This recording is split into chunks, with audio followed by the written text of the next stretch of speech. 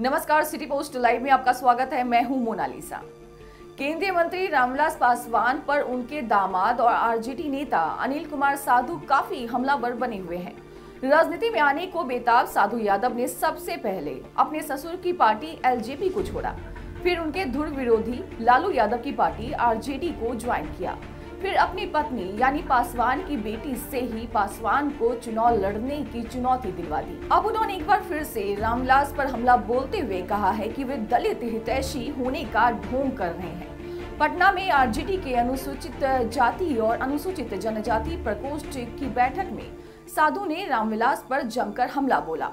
उन्होंने एलजेपी अध्यक्ष और अपने ससुर पर हमला बोलते हुए दलितों के मुद्दे पर उनके चुप्पी को लेकर सवाल खड़ा किया है। आरजेडी के SC/ST प्रकोष्ठ के प्रदेश अध्यक्ष साधु पासवान ने अपने ससुर रामविलास पासवान से सवाल पूछा है कि जिस गोधरा कांड के बाद उन्होंने एनडीए छोड़ा, उसी कांड के अभियुक्त के कैबिनेट में आज वे मंत्री क्यों बने हुए हैं। रामविलास पासवान पर हमला बोलते हुए साधु ने कहा कि रामविलास दलितों के हितैषी नहीं है।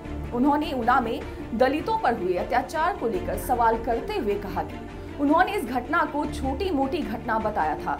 उन्होंने नंदगांव और सहारनपुर में दलितों पर हुए हमले पर चुप्पी को लेकर भी रामविलास पर तीखा हमला बोला है।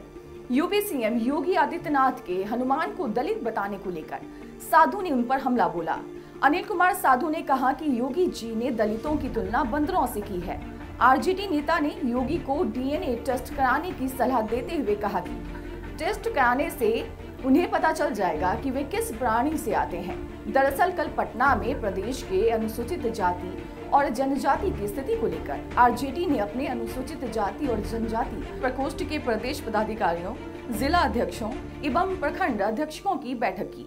इस बैठक में बिहार सरकार की नीतियों से SC और ST वर्ग के लोगों को हो रही परेशानियों को लेकर चर्चा की गई।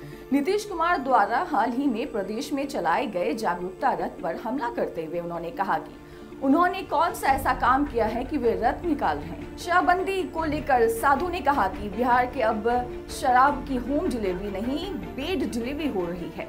उन्होंने कहा कि नीतीश कुमार इजाजत दे तो उनके बेड पर शराब पहुंचा दे।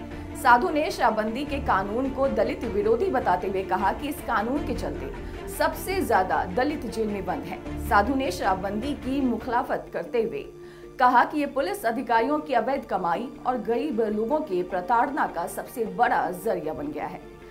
लेटेस्ट अपडेट के लिए आप बने रहिए सिटी पोस्ट लाइव के साथ। मुझे दीजिए इजाजत। नमस्कार।